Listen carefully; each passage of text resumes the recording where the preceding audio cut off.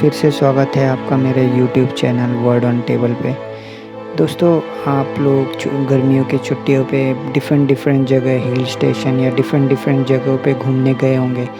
लेकिन दोस्तों, आप लोगों ने कभी सोचा है कि अगर आप बुध ग्रह पे छुट्टी मनाने गए तो आपका वो दिन कैसा होगा दोस्तों? तो इस वीडियो में वही सब डिस्कस करते हैं कि अगर बाई चांस आप बुध ग्रह पे छुट्टियां मनाने जाते हैं तो वहाँ का नज़ारा आपके लिए कैसा होगा। तो दोस्तों, चलो डिस्कस करते हैं ये बुध ग्रह के बारे में और वहाँ के नज़ारे में आपको किस किस तरह के अद्भुत नज़ारे वहाँ देखने मिलेंगे। तो वो सब की शुरुआत करने से पहले थोड़ा बुध ग्रह के बारे में जान लेते हैं। दोस्तों, बुध ग्रह के बारे में आप लोगों ने सुना होगा, ये हमारे सौरमंडल का सबसे छोटा ग्रह है और ये छोटा ग्रह होने के साथ साथ ये सूर्य के काफ़ी पास है दोस्तों। और सूर्य के पास होने के कारण यहाँ पर गर्मी काफ़ी पड़ती है दोस्तों। और यहाँ की ठंड भी वैसी ही होती है दोस्तों। यहाँ पे काफ़ी गर्मी, दिन के टाइम काफ़ी गर्मी और रात के टाइम काफ़ी ठंड होती है दोस्तों। और जो बुध ग्रह होता है दोस्तों, बेसिकली ये अर्थ से काफ़ी छोटा होता है। समझ लीजिए 1/3 ये अर्थ के मुकाबले बुध ग्रह 3 गुना छोटा होता है दोस्तों। इसका मतलब ये हुआ कि हमारा अर्थ बुध ग्रह से 3 गुना बड़ा हुआ दोस्तों। और दोस्तों, ये सब तो आप लोगों ने देखा होगा कि डिफरेंट ग्रह डिफरेंट मतलब बड़े छोटे होते हैं दोस्तों। लेकिन आप लोगों ने सोचा है दोस्तों, यहाँ का जो टेम्परेचर होता है वो दिन के टाइम 430 डिग्री 430 डिग्री सेल्सियस तक पहुँच जाता है और रात के टाइम यही टेम्परेचर -180 डिग्री सेल्सियस तक पहुँच जाता है। इसका मतलब ये है कि आप जैसे कि हमारे पृथ्वी पे रहते हैं तो उस तरह से आपका वहाँ जाना बिल्कुल असंभव है।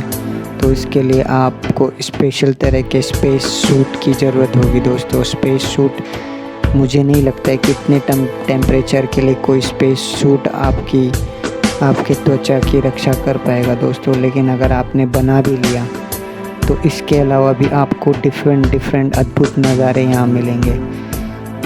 बुध ग्रह पे पहुँचने के बाद आपको थोड़े टाइम के बाद सूरज बार उगता हुआ दिखेगा और बार यही डूबता हुआ भी दिखेगा। अब आप सोच रहे होंगे कि ऐसा नज़ारा कैसे हो सकता है, हमारे पृथ्वी से तो हमें ऐसा नज़ारा देखने नहीं मिलता है। तो दोस्तों, इसका कारण ये है, हमारे बुध ग्रह का जो शेप है वो थोड़ा अंडाकार है और उसका जो उसके घूमने का तरीका है दोस्तों, वो भी थोड़ा अजीब है, जिसके कारण से यहाँ हमें बार आप बोल सकते हैं कि थोड़े देर बाद हमें सूरज उगने का और डूबने का नज़ारा बार दिख सकता है।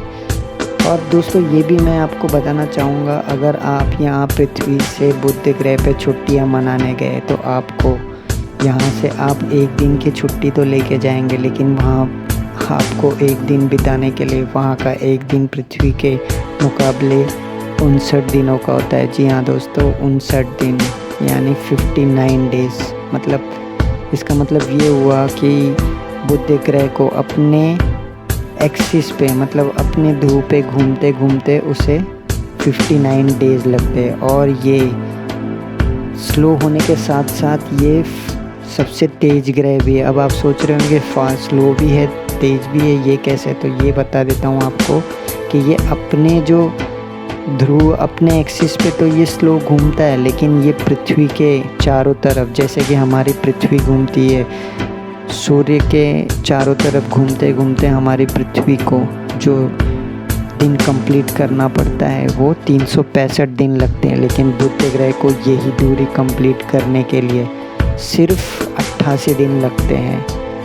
और इसकी जो चारों तरफ घूमने की जो स्पीड है वो 47 किलोमीटर पर सेकेंड है, जिसके कारण ये हमारे सौरमंडल के सबसे तेज़ ग्रहों में आता है। तो अब यहाँ के नज़ारे की बात करते हैं।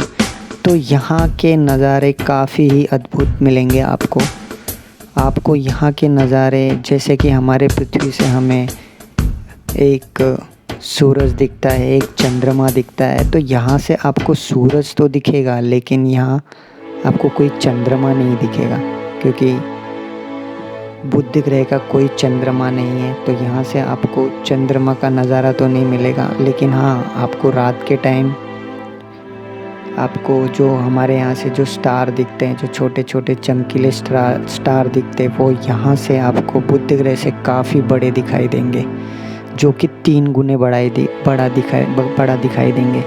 ऐसा ही सेम सूर्य के साथ भी होगा। सूर्य ग्रह के एकदम पास होने के कारण यहाँ से आपको सूर्य 3 गुना बड़ा दिखाई देगा और 7 गुना ज़्यादा चमकदार दिखाई देगा। तो इस चमकने के अंदाजे से ही आप अंदाज़ा लगा सकते हैं कि जो वहाँ से जो गर्मी निकलेगी वो आप तक कितनी तेज़ पड़ेगी।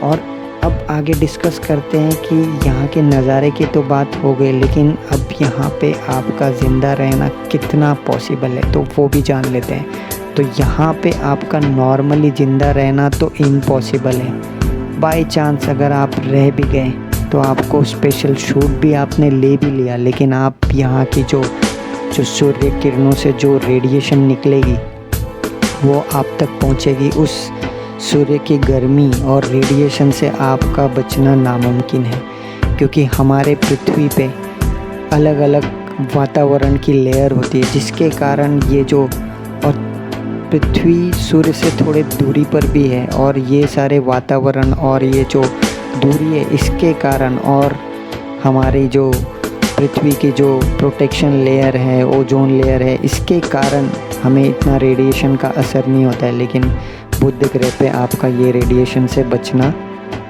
इम्पॉसिबल है। वैसे अब आप सोच रहे होंगे कि वातावरण क्या होता है। वातावरण डिफरेंट लेयर होती है दोस्तों। बुध ग्रह पे भी ये वातावरण है, लेकिन ये वातावरण हमारे पृथ्वी जैसी नहीं है। वहाँ का वातावरण काफ़ी ही जहरीली गैस हो, और आप बोल सकते हैं उल्का पिंडों और धूल भरी आंधियों से भरी हुई है।